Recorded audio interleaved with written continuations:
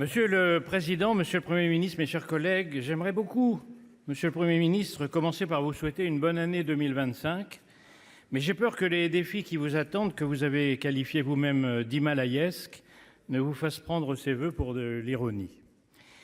Personne ne me contredira si je dis que les Français sont inquiets, parce que l'année s'annonce comme celle de tous les dangers. Et d'abord, celui du risque de crise financière, économique et sociale en cas de nouvelle censure ou de vote d'un budget sans boussole qui n'inspirerait confiance ni à nos concitoyens, ni aux agences de notation, ni à nos partenaires européens. Année de tous les dangers aussi, parce que la situation internationale n'a jamais été aussi alarmante, entre l'alliance des dictatures, la multiplication des régimes illibéraux, les menaces sur les démocraties, les rivalités des grandes puissances et les guerres jusque sur notre continent. À ces inquiétudes s'ajoutent deux questions menaçantes à plus ou moins long terme. La France risque-t-elle de voir un jour les populistes arriver au pouvoir? Et l'Europe va-t-elle, poursuivant son insouciant déclin, laisser s'effacer peu à peu sa place dans le monde, comme à la lisière de la mer un visage de sable? C'est dire à quel point le succès de votre gouvernement devait être souhaité par tous. Mais ce n'est pas le cas. Certains souhaitent son échec, et c'est même leur stratégie. Parce que la France est prise dans la tenaille de son double extrémisme.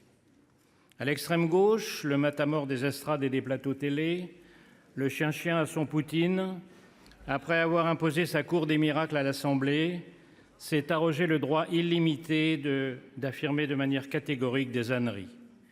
La sous-intelligentsia des ragots sociaux se charge de les faire tourner en boucle, contribuant de façon décisive au degré zéro atteint aujourd'hui par le débat politique.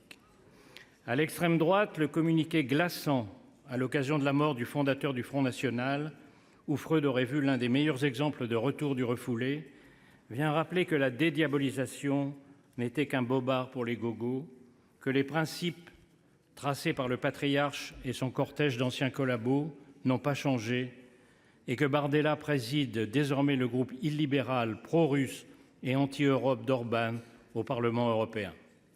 Les stratégies des deux extrêmes sont les mêmes, la crise de régime et la présidentielle anticipée, mais leur tactique est différente. LFI censure en rafale, à la Kalachnikov, un texte, une censure.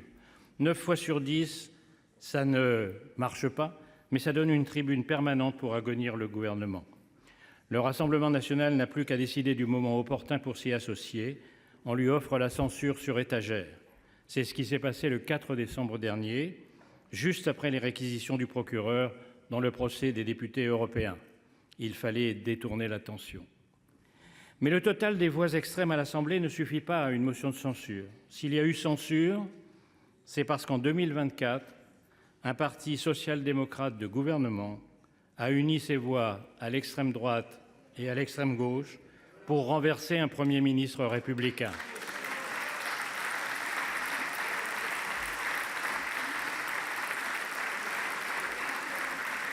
C'était une faute politique et c'était surtout une faute morale. Je ne crois pas et surtout je n'espère pas qu'elle se reproduira.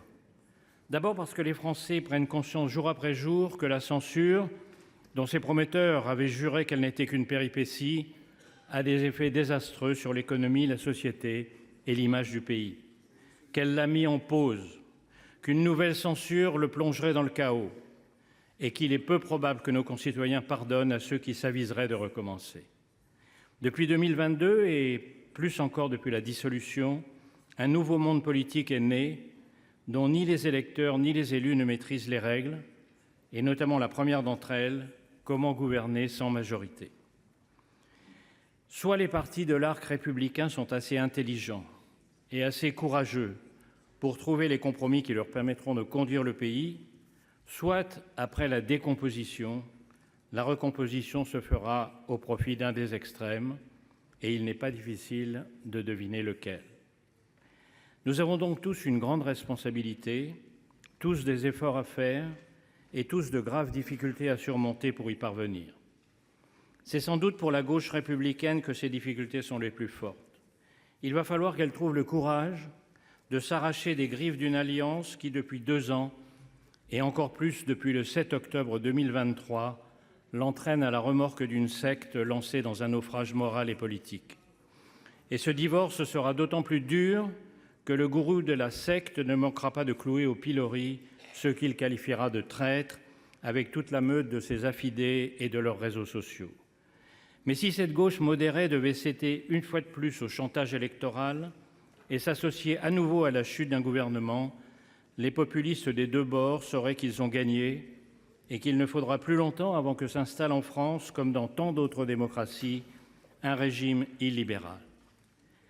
Ce ne sera pas facile pour nous non plus. Il y a deux acquis de l'action des gouvernements depuis 2017 qui me paraissent peu contestables. Les mesures fiscales qui ont permis à la France de retrouver attractivité et baisse du chômage, et le retour à l'équilibre, précaire, impopulaire, mais indispensable, du système des retraites. Sur la réforme des retraites, tout est sur la table, dites-vous, monsieur le Premier ministre. Sur les impôts, la phrase parue dans Le Parisien, pas de hausse d'impôts pour les classes moyennes, suggère qu'il pourrait y en avoir pour d'autres. Nous comprenons que l'enjeu majeur de la stabilité de nos institutions impose des choix douloureux.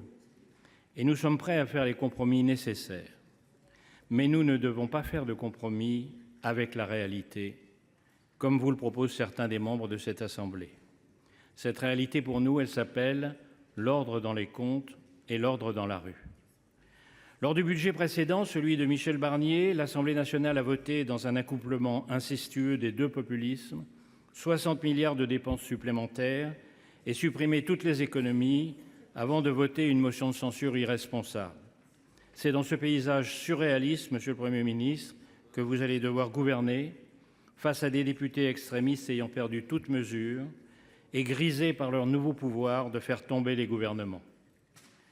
Et ce sera difficile, car il reste une dernière question qui n'est pas la moins angoissante. Nous sommes proches du point de non-retour, au-delà duquel trop de gens dépendent de l'État et où l'on ne peut plus rien changer car trop d'intérêts sont touchés, trop de clients au sens romain du terme. Si nous n'inversons pas à temps cette trajectoire, inéluctablement c'est une crise qui s'en chargera. Si nous devions en arriver là, et c'est le dernier enjeu du débat, si la France devait refuser de faire les efforts qu'elle a exigés en leur temps de l'Italie, de l'Espagne, du Portugal et de la Grèce, et qui ont réussi, elle ferait peser un risque énorme sur l'unité européenne. Et ce ne sont pas seulement les Français qui très rapidement nous en tiendraient rigueur, ce sont tous les Européens, dont j'ai indiqué en introduction à mon intervention à quel point dans le monde d'aujourd'hui leur avenir est en suspens.